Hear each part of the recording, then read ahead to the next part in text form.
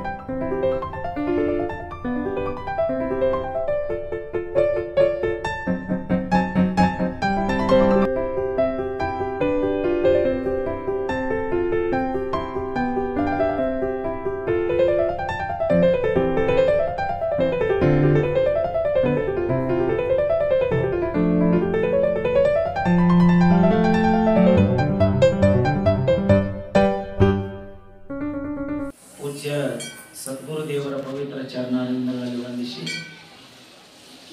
ಭಾರತೀಯ ಸರ್ವ ಸಂತ ಮಂತ್ರ ಸನ್ನಿಧಾನಕ್ಕೆ ನಮಸ್ಕಾರಗಳನ್ನು ಹೇಳಿ ಉತ್ತರ ಕರ್ನಾಟಕದ ಈ ಪರಿಸರದೆಲ್ಲರೂ ಒಂದು ಆರಾಧ್ಯ ದೈವವಾಗಿರತಕ್ಕಂಥ ಬೊಮ್ಮನಾಳದ ಭೈರೇಶ್ವರ ದೇವಸ್ಥಾನ ಸನ್ನಿಧಾನಕ್ಕೆ ನಮಸ್ಕಾರಗಳನ್ನು ಹೇಳಿ ಕಳೆದ 27 ದಿನಗಳ ಪರ್ಯಂತವಾಗಿ ಬಿರಡಿಯಲ್ಲಿ ಒಂದು ಮಹಾದೇವನ ಸನ್ನಿಧಾನದಲ್ಲಿ ಪ್ರವಚನ ಸಾಗಿ ಇವತ್ತಿನ ಹಿಡ್ಕೊಂಡು ಇನ್ನು 2-3 ದಿನ ವಿಶೇಷ ಕಾರ್ಯಕ್ರಮಗಳು ಬಿರಡಿಯಲ್ಲಿ ಕಾರ್ಯಕ್ರಮಗಳು ಸಾಗ್ತಾ ಇದ್ದಾವೆ. ಇವತ್ತು ನಾವೆಲ್ಲರೂ ಒಂದು ಸಂಕಲ್ಪ ಮಾಡಿದ್ವಿ. ಏನು ಸಂಕಲ್ಪ?